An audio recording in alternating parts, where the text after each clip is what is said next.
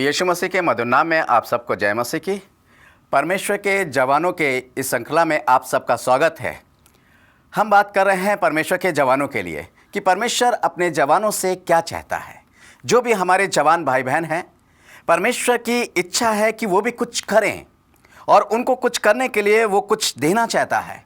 मैं आपको बताना चाहता हूँ कि लोग अक्सर जवान ये सोचते हैं कि हमारे लिए कौन सी सेवकाई है, हम किस तरीके से परमेश्वर की सेवकाई कर सकते हैं। वो बहुत ज़्यादा कंफ्यूज हो सकते हैं। और अक्सर मैंने देखा है कि चर्च में या कहीं पर भी प्रार्थनाएं सभाएं होती हैं तो जवानों को सिर्फ गाने के लिए खड़ा किया जा सकता है और उसके अलावा उनकी कोई भी एक्टिविटीज़ नहीं होती है। मैं समझता हूँ कि ये गलत है, क्योंकि जब हम परमेश्वर के वचन को देखते हैं तो परमेश्वर ने जवान बेटे बेटियों के लिए बहुत बड़ी मिनिस्ट्री सौंप रखी है। और ये मिनिस्ट्री ऐसी है जिसका बखान अगर हम जितना भी करें तो कम है। जी हाँ, मैं बात कर रहा हूँ दर्शन की। परमेश्वर ने जवानों के लिए एक दर्शन की सेवकाई सौंप रखी है और वो चाहता है कि जितने भी जवान बेटे बेटियां हैं वो उसका दर्शन करें, दर्शन के द्वारा उसकी सेवकाई करें। दर्शन क्या चीज़ है? दर्शन का मतलब होता है, दर्शन एक भविष्यवाणी का एक रूप है। इसका मतलब है कि परमेश्वर अपने दर्शनों के द्वारा आपसे बातचीत करना चाहता है और ये बातचीत कोई विशेष बात पर आधारित होती है। कोई विशेष चीज़ आपको बताना चाहता है परमेश्वर, एक विशेष कार्य परमेश्वर आपको सौंपना चाहता है। परमेश्वर चाहता है कि आप दर्शन के माध्यम से उससे बातचीत करें और वो बातचीत लोगों तक पहुंचाएं कि परमेश्वर क्या चाहता है आपसे, परमेश्वर इस दुनिया के लोगों से क्या चाहता है, इस दुनिया का अंत क्या होगा, लोगों के भविष्य के बारे में परमेश्वर क्या बात करना चाहता है। ये सारी बातें जो हैं परमेश्वर आप जवानों से करना चाहता है। मगर कौन सा जवान तैयार है और किस जवान में ये क्वालिटी है कि उसने अपने आप को परमेश्वर की सेवकाई के लिए समर्पित कर रखा है। मेरे प्यारे भाइयों बहनों, खास तौर से मैं उन जवान भाई बहनों के लिए बात करना चाहूँगा।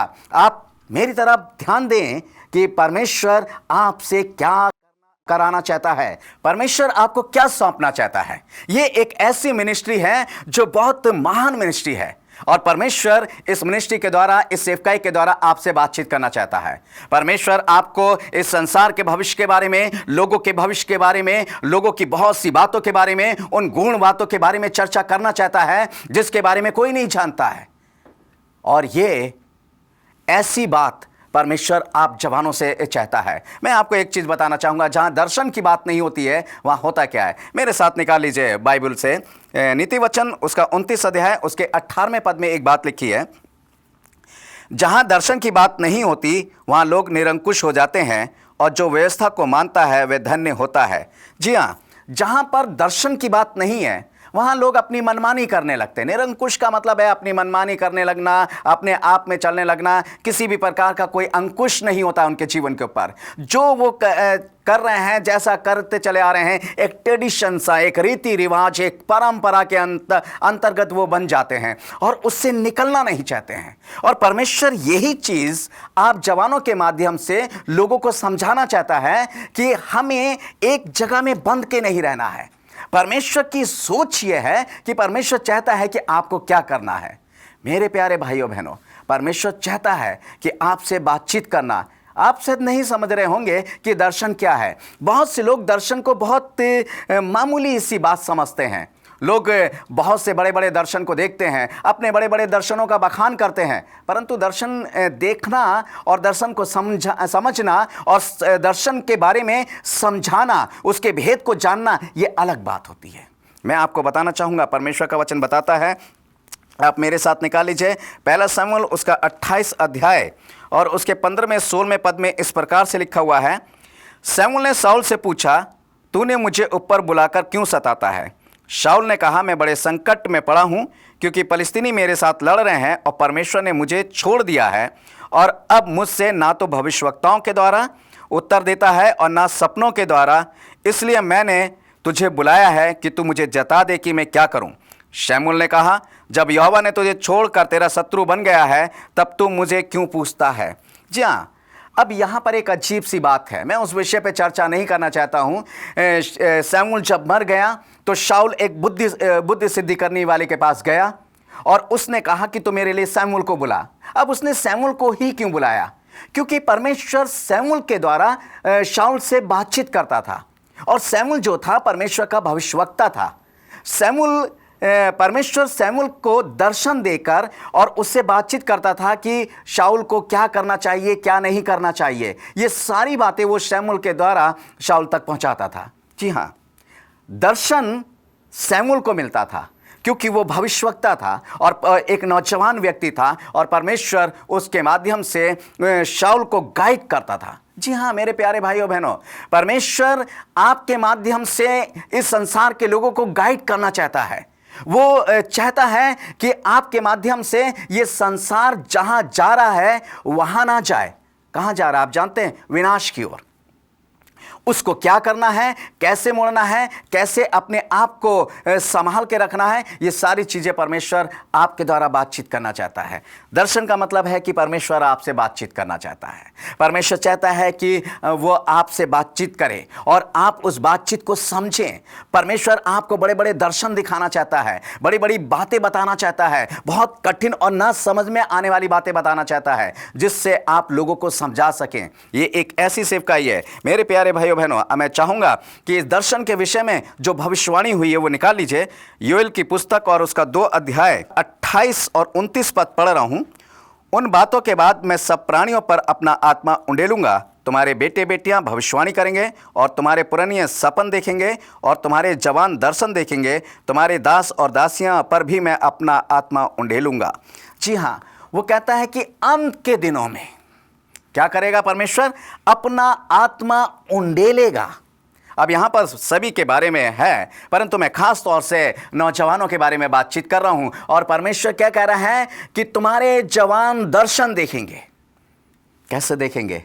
परमेश्वर के आत्मा के द्वारा। परमेश्वर अपनी आत्मा के द्वारा आपका अभिषेक करना चाहता है। मेरे प्यारे भाइयों बहनों, परमेश्वर आपको बुला रहा है अपनी आत्मा का अभिषेक करने के लिए। परमेश्वर आपको बुला रहा है अपनी आत्मा के द्वारा एक विशेष सेवकाई सौंपने के लिए। आ जाइए, उसकी बुलाहट को सुनिए। परमेश्वर आपको एक बहुत बड़ी सेवकाई देने जा रहा है और उसने दी भी है। उसने भविष्यवाणी करी है। परमेश्वर ने योएल नबी के द्वारा यह भविष्यवाणी कराई है कि मैं अपना आत्मा सब प्राणियों पर उंडेलूंगा, सारे प्राणियों पर, और विशेष करके नौजवानों पर उंडेलूंगा। और लिखा हुआ है कि जब वह आत्मा से भर जाएंगे तो वो सब कुछ ना कुछ करेंगे, परंतु कुछ ना कुछ करने के लिए सबके पास कुछ ना कुछ है। हमारे नौजवान भाई बहन निराश ना हो। एक विशेष सेवकाई, एक स्पेशल मिनिस्ट्री परमेश्वर आपको सौंपना चाहता है, परमेश्वर आपको देना चाहता है। आइए, उठिए, भर जाइए परमेश्वर की आत्मा से। परमेश्वर से कहिए, परमेश्वर मैं उपस्थित हूं, तू मुझे अपनी आत्मा से परिपूर्ण कर, तू मुझे अपनी आत्मा से अभिषेक कर, ताकि मैं तेरी आत्मा से भरकर तेरे उस दर्शन को देख सकूं, तेरे उस दर्शन को समझ सकूं और उस दर्शन के बारे में, सिर्फ दर्शन के बारे में लोगों से बातचीत कर सकूं, ताकि लोग निरंकुश ना हो सकें, लोग एक जगह बंध ना सकें, लोग ट्रेडिशन में यानी रीति रिवाज और परंपराओं में अपनी जिंदगियों को सिर्फ जी ना सकें। उसमें से निकलकर परमेश्वर की आज्ञा के अनुसार, परमेश्वर की इच्छा के अनुसार, परमेश्वर की महान योजनाओं के अनुसार अपने जीवन को ढालने की कोशिश करें। और ये काम आप कर सकते हैं क्योंकि परमेश्वर ने इस काम के लिए आपको चुना है। कितनी महान बात है। आप जानते हैं ये पद कहां पर पूरा हुआ है? आप चाहेंगे मेरे साथ निकाल लीजिए। परमेश्वर का वचन कहता है, प्रेरितों के काम और उसका 2 अध्याय और उसके 17वें पद में लिखा हुआ है। परमेश्वर कहता है कि अंत के दिनों में ऐसा होगा, मैं अपना आत्मा सब मनुष्यों पर उंडेलूंगा और तुम्हारे बेटे और तुम्हारी बेटियां भविष्यवाणी करेंगे और तुम्हारे जवान दर्शन देखेंगे और तुम्हारे पुरनिये सपन देखेंगे। ये उस समय का है जब चेले एक कमरे में इकट्ठा थे और ये पेंतीकोस्त का दिन था।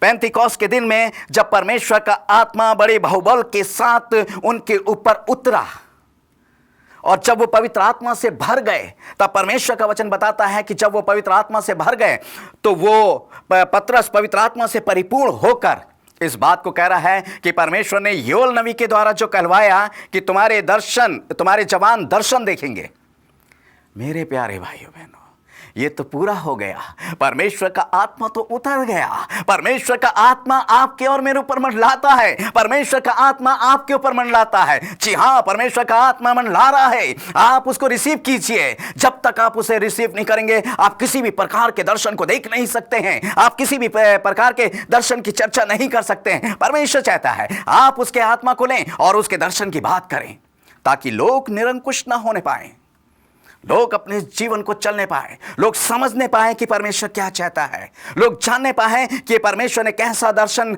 मुझे दिया है। कभी कदार बहुत से लोग दर्शन देखते हैं, मगर उनकी समझ में नहीं आता कि वो क्या देख रहे हैं, परमेश्वर उनसे क्या कहना चाहता है। परंतु आज के इस दौर में उस दर्शन को समझाने वाला कोई नहीं है, क्योंकि ये दर्शन की सेवकाई तो केवल युवकों के लिए है। ये दर्शन की सेवकाई तो जवान बेटे और बेटियों के लिए परमेश्वर ने रखी है, और परमेश्वर चाहता है कि उस दर्शन की बातों को वो उन तक पहुंचाने पाए। मेरे प्यारे भाइयों बहनों, तैयार हो जाइए, क्योंकि परमेश्वर बातचीत करना चाहता है। एक जवान के बारे में मैं आपको बताना चाहूँगा। वो जवान के साथ परमेश्वर बातचीत करता रहा। वो जवान ने बहुत से दर्शन देखे हैं, बहुत सी दर्शनों की बातें करी हैं। मैं आपको बताना चाहूँगा परमेश्वर का वचन क्या कहता है। मेरे साथ इब्रानियों की पत्री 11 अध्याय और उसके 4 पद में लिखा हुआ है, विश्वास ही से हाबिल ने कैन से उत्तम बलिदान परमेश्वर के लिए चढ़ाया, और उसी के द्वारा उसके धर्मी होने की गवाही दी गई, क्योंकि परमेश्वर ने उसकी भेंटों के विषय में गवाही दी, और उसी के द्वारा वह मरने पर भी अब तक बातें करता है। जी हाँ, परमेश्वर के दर्शन को उसने देखा कि परमेश्वर के लिए सबसे उत्तम भेंट क्या हो सकती है।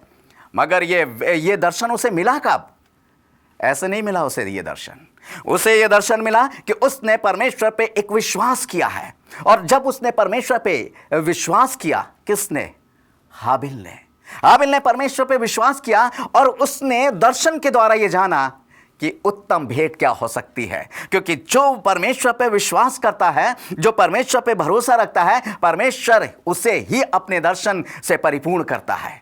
और जब उसने उस दर्शन को देखा कि परमेश्वर को ये उत्तम भेंट ये पसंद है, तो वो सबसे उत्तम भेंट लाया। और परमेश्वर का वचन कहता है कि आज भी वो उससे उत्तम बातें करता है। किससे?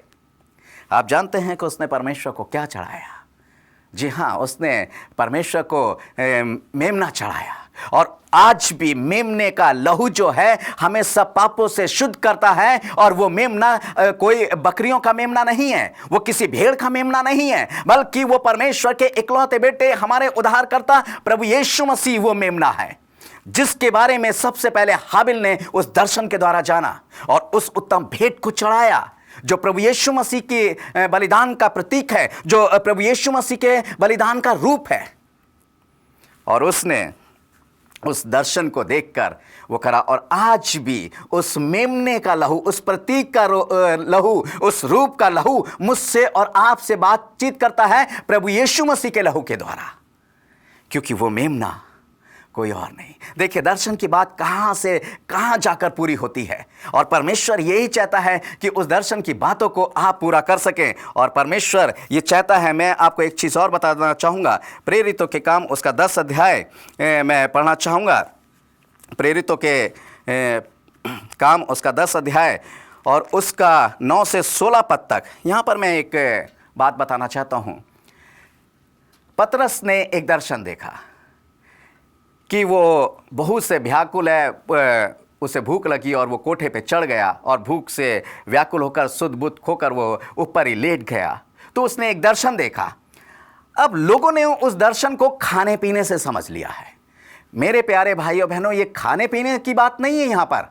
यहाँ पर परमेश्वर ने जो दर्शन उसको दिया है, वो ये बताना चाहता है कि वो उन लोगों के पास भी जाना चाहता है जिनके पास लोग जाते नहीं हैं। हाँ मेरे प्यारे भाइयों बहनों, परमेश्वर आपके माध्यम से उन लोगों तक पहुंचना चाहता है जिन लोगों तक उसका प्रेम का संदेश नहीं पहुंचा है, जिन लोगों के पास जो परमेश्वर को जानते नहीं हैं, जिनके पास लोग पहुंचना नहीं चाहते हैं, जो बहुत गरीब तबके के लोग हैं, जो बहुत दीन लोग हैं, जिनके पास लोग जाना नहीं चाहते हैं, जिनके पास लोग पहुंचना नहीं चाहते हैं। लोग सोचते हैं कि वो तो पर्वतों के उस पहाड़ रहता है, वो तो वादियों में रहते हैं, वो तो बहुत सी गहराइयों में रहते हैं, हम उनके पास कैसे पहुंचे।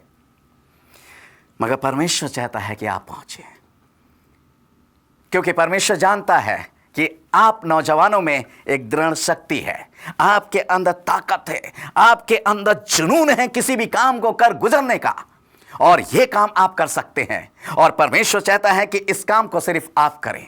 मेरे प्यारे भाइयों बहनों, आप इस काम को करें। और जानते हैं परमेश्वर आपसे कौन सी बातें बताना चाहता है, किसी और मनुष्य के द्वारा नहीं, किसी औरों के द्वारा नहीं, सिर्फ परमेश्वर नौजवानों के लिए एक बात करना चाहता है। मैं चाहूंगा जब दर्शन की बात कर रहे हैं तो परमेश्वर कौन सी बातें आपको बताना चाहता है, कौन सी ऐसी स्पेशल बातें हैं, कौन सी ऐसी बातें हैं जो कोई नहीं जानता है। जी हाँ, आइए देखते हैं, मेरे साथ निकाल लीजिए। परमेश्वर का वचन कहता है यिर्मयाह की पुस्तक और उसका 33 अध्याय और उसके 3 पद में एक बात लिखी हुई है, मुझसे प्रार्थना कर और मैं तेरी सुनकर तुझे बड़ी बड़ी और कठिन बातें बताऊंगा जिन्हें तू अभी नहीं समझता।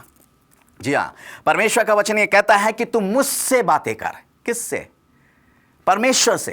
प्रार्थना करें परमेश्वर से। घुटनों के बल आ जाइए मेरे प्यारे भाइयों बहनों, घुटनों के बल बैठ जाइए और परमेश्वर से प्रार्थना कीजिए। परमेश्वर कहता है कि तू मुझसे प्रार्थना कर तो मैं तुझे बड़ी बड़ी यहां लिखा हुआ बड़ी बड़ी और कठिन और ना समझ में आने वाली बातें बताऊंगा। जी हां, परमेश्वर ना समझ में आने वाली बातें आपको बताना चाहता है। ऐसी बातें जिनको कोई नहीं जानता, ऐसी चीजें जिनको कोई नहीं समझता, परमेश्वर नौजवानों के द्वारा ये चीज समझाना चाहता है, दुनिया को बताना चाहता है वो कि मेरे नौजवान जो बात मैं कहूंगा वो समझेंगे। मेरे प्यारे भाइयों बहनों, ऐसी बहुत सी बातें हैं। परमेश्वर ने अपने नौजवानों को चुना है और परमेश्वर सिर्फ उनसे बातचीत करना चाहता है। परमेश्वर किसी और को उस बीच में लाना नहीं चाहता है, क्योंकि ये एक विशेष प्रकार का संदेश है, ये एक विशेष प्रकार का दर्शन है जो परमेश्वर अपने बेटे और बेटियों को देना चाहता है। और चाहता है परमेश्वर कि इस दर्शन के माध्यम से वो लोगों से बातचीत करें। दर्शन का मतलब है फेस टू फेस परमेश्वर से बातचीत करना। दर्शन का मतलब है कि परमेश्वर की उन महान बातों को भी देखना। आप जानते हैं, आपने अगर प्रकाशित वाक्य की पुस्तक को जब आप पढ़ेंगे, यूहन्ना के बारे में जब आप पढ़ेंगे, आप जानते हैं यूहन्ना कौन था?